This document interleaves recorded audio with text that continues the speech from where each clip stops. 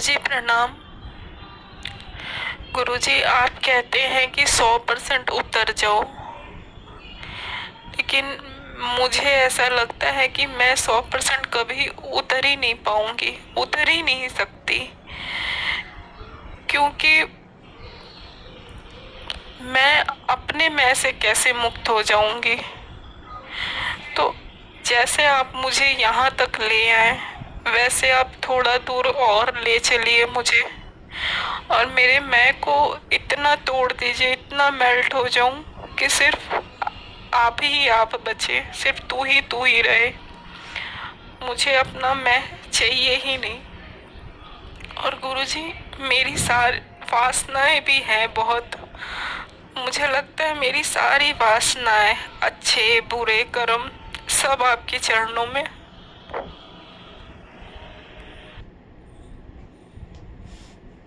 प्रणाम आपको और प्रणाम आप सभी को।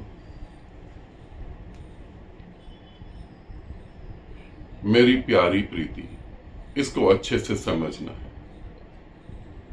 गुरु कहां तक तुम्हारी मदद कर सकता है उसे बहुत अच्छे से समझना है। गुरु से जब मुलाकात होती है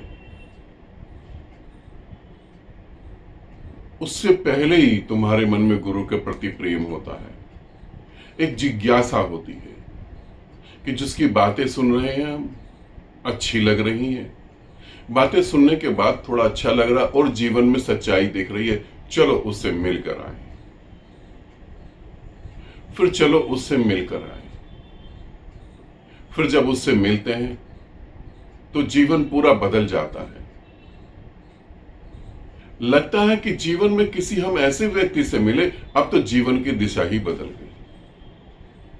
अब परिवार में सिर्फ उसके अलावा कुछ और दिखाई नहीं देता, सोच भी उसकी चलती है,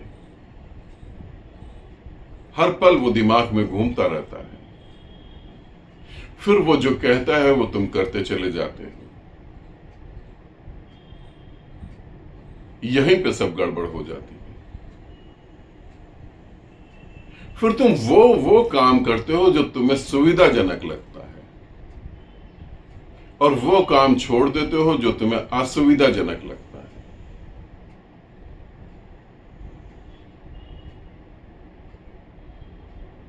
गुरु की बुराई करना ये तुम गुरु के सामने कभी नहीं करते हो, ये असुविधाजनक है।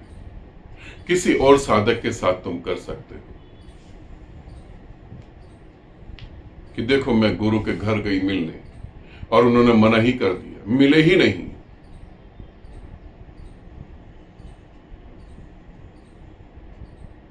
मुझे वापस आना पड़ा।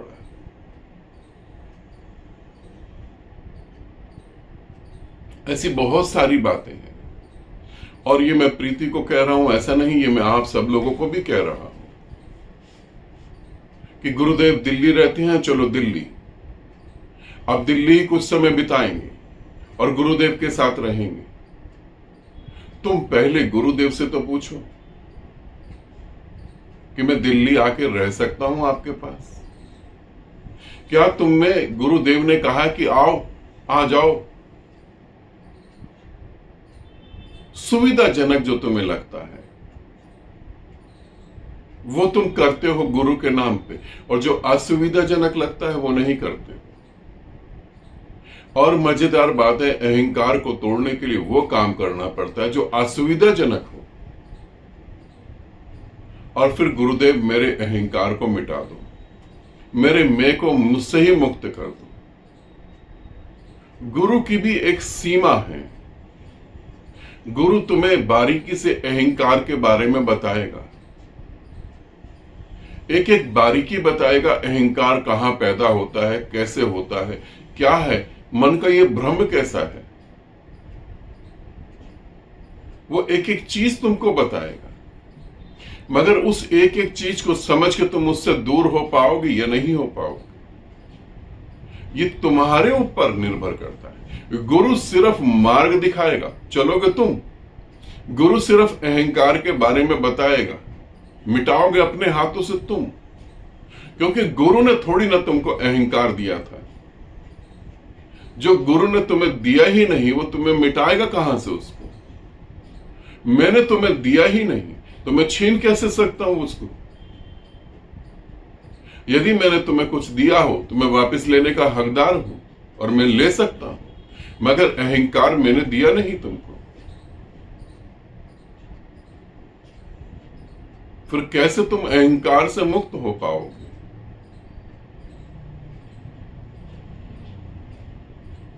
इसे थोड़ा समझने की कोशिश करो।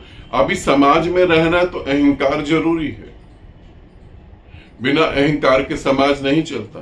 अहंकार का मतलब बच्चे स्कूल नहीं जा रहे तो उन्हें डांटना भी पड़ेगा, मारना भी पड़ेगा। अब ये तो नहीं कह सकते बच्चे स्कूल नहीं जा रहे मत जाओ, हम तो अहंकार रहित हैं, मत जाओ स्कूल, तो बच्चे जानवर जैसे हो जाएंगे। कहीं कोई तुम्हारे पैसे ले रहा है, तुम्हें ठग रहा है, तुम्हें परेशान कर रहा है, तुम कहते हो कोई फर्क नहीं पड़ता, जीवन नर्क हो जाएगा। आज एक आदमी तुम्हें परेशान कर रहा है, कल पूरी दुनिया तुम्हें परेशान करेगी, वहां उनको रोकना भी पड़ेगा। मगर भीतर अहंकार नहीं होना चाहिए। भीतर उन चीजों से तुम जुड़ ना जाओ।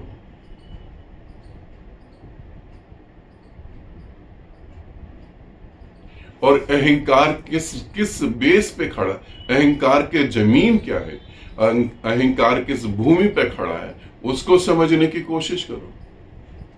अहंकार तुम्हारी वासनाओं के ऊपर खड़ा हुआ है। मैं तुम्हें कहता हूं कि आज से मैं तुम्हारी सारी वासनाएं मिटा देता हूं, तो तुम्हारे पास अहंकार रहेगा। तुम पत्नी हो ये भी मिटा देता हूं, तुम पति हो ये भी मिटा देता हूं, तुम्हारे बच्चे हैं ये भी मिटा देता हूं, तुम्हारा नाम प्रीति है ये भी मिटा देता हूं। मैं हर चीज तुम्हारे दिमाग से मिटा देता हूं, फिर तुम्हारा अहंकार रहेगा।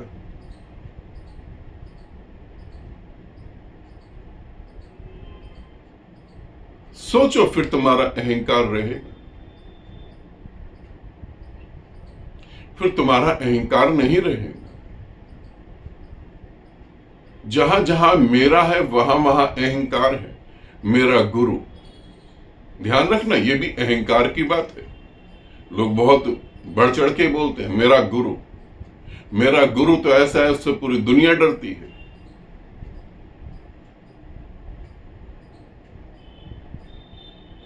मेरा पति, मेरी पत्नी, मेरे बच्चे, मेरी प्रॉपर्टी, और शब्दों में नहीं, इस पे अधिकार भी होता है।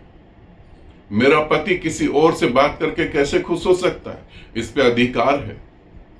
मेरी पत्नी कैसे खुश हो सकती है, इस पे अधिकार है। जहां जहां तुम्हारा मैं और अधिकार जुड़ा है वहां वहां तुम्हारा अहंकार है। अपने अहंकार को पहचानो। जब तुम मौन होते हो तो कोई अहंकार नहीं है, इसे समझो। गुरु तुम्हारे अहंकार के बारे में तुमको बता सकता है और कुछ भी नहीं। वो तुम्हारे अहंकार को कभी नहीं मिटा सकता।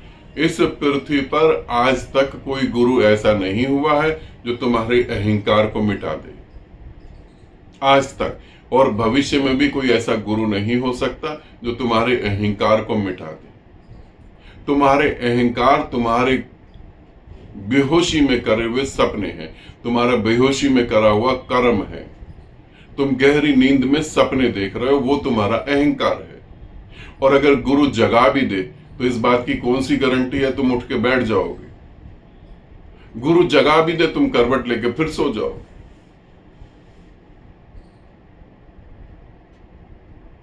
मैं बहुत छोटा था तब मैं एक कहानी लिख रहा था। मन में आई कि एक कहानी लिखूं मनुष्य जाति के ऊपर, और कहानी भी बड़ी अच्छी लगी मुझे। मैंने कहानी लिखी, छोटी सी है मगर बड़ी काम की है। मैंने लिखा कि एक मां अपने बिस्तर पर सो रही है, उसी के साथ उसकी बेटी भी सो रही है, और उसी के साथ उसका पति भी सो रहा है। तीनों एक कमरे में सो रहे हैं। बेटी सपना देख रही है, और मां से सपने में लड़ रही है और फिर माफी मांग कर रो रही है, सपने में ही, मगर जोर जोर के रोने लगी। मां भी सपने में उठ गई। मां ने सपने में, नींद में ही मां ने बेटी के सर पे हाथ फेरा कि चुप हो जा, कोई बात नहीं, गलती होती है, मगर ये सब सपने में चल रहा है। पति ने भी कहा कि चलो हम कहीं और चलते हैं, किसी और जगह चलते हैं, कहीं और रहेंगे। और खूब बातचीत हो रही है, सब प्लानिंग हो रही। सुबह हुई, तीनों जाग गए, बात खत्म हो गई। न बेटी ने माफी मांगी, न मां ने माफ करा, और ना ही पति कहीं लेकर गया। ऐसे ही हमारा अहंकार है, बेहोशी के कारण। उसे समझो, मेरी वासनाएं हैं। वासनाओं में सुख कहां पर है, उसे ढूंढने की कोशिश करो। तुम सुख के पीछे ही तो भाग रहे हो। पूरी दुनिया सुख के पीछे ही तो भाग रही है। सुख है कहां पर? कहां पर सुख है? कोई देवी देवताओं के आगे नाक रगड़ रहा है, कोई लड्डू चढ़ा रहा है, कोई किसी को अपने अंडर में करना चाहता है, कोई किसी को भोगना चाहता है, कोई किसी को खरीद रहा है। सुख है कहां पर? वासनाओं में सुख कहां पर है? मात्र तुम्हारी कल्पना है, सुख तो कहीं भी नहीं है। थोड़ा सा समझो। और यह भी नहीं समझ आ रहा तो फिर गहरे से गहरे प्रेम में उतर जाओ। फिर एक ही उपाय है, अगर समझ से अहंकार नहीं जाता तो फिर प्रेम से ही जा सकता है। फिर प्रेम में उतरो। यही दो मार्ग है, समझ या फिर प्रेम, ज्ञान या फिर भक्ति। ठीक है, आनंदित रहो, सदा खुश रहो। बहुत बहुत प्रेम आप सभी को।